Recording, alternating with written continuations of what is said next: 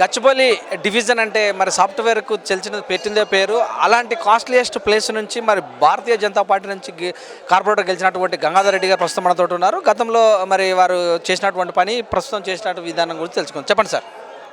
నేను గచ్చిబౌలి కార్పొరేటర్గా రీసెంట్గా ఎన్నిక అవ్వడం జరిగింది. గత 15-20 సంవత్సరాల నుంచి రాజకీయాల్లో ఉన్నాం. ఇతర పార్టీలో ఉన్నప్పుడు కూడా మేము మొన్ననే దేశం కోసం, ధర్మం కోసం నరేంద్ర మోడీ గారి నాయకత్వంలో ఇక్కడ రాష్ట్రంలో బండి సంజయ్ గారి నాయకత్వంలో పనిచేయడానికి యావత్ భారతదేశం ఇవాళ యువకులంతా సిద్ధంగా ఉన్నారు. కాబట్టి మేము భారతదేశంలో చేస్తున్న సంక్షేమ పథకాలను ఆకర్షితులు ఈ పార్టీలోకి వచ్చి మరి గచ్చిబౌలి డివిజన్లో మాకున్న పరిచయాలతోటి ఉన్న యువకుల ఉత్సాహంతో పనిచేశారు. కాబట్టి ఇలా గచ్చిబౌలి డివిజన్లో మేము విజయం సాధించాము. చర్లకపల్లి డివిజన్లో ఏకైక వ్యక్తి గెలిచినటువంటి వ్యక్తి మీరు.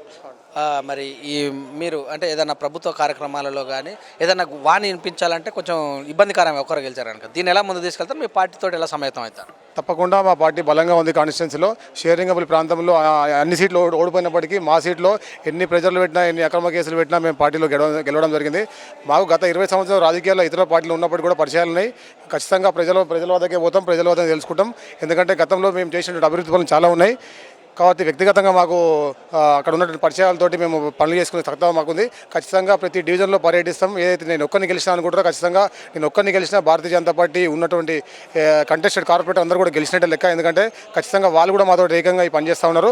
ఖచ్చితంగా నేను ఒక్కడిని ప్రతి డివిజన్లో తిరిగి అన్ని ప్రాంతాలకు అభివృద్ధి అయ్యేటట్టు మా స్థానిక నాయకుల్ని, రాష్ట్ర నాయకులు అందరూ కలుపుకొని పోయి మా గచ్చిబౌలి డివిజన్లో అభివృద్ధి దిశగా పనిచేస్తా.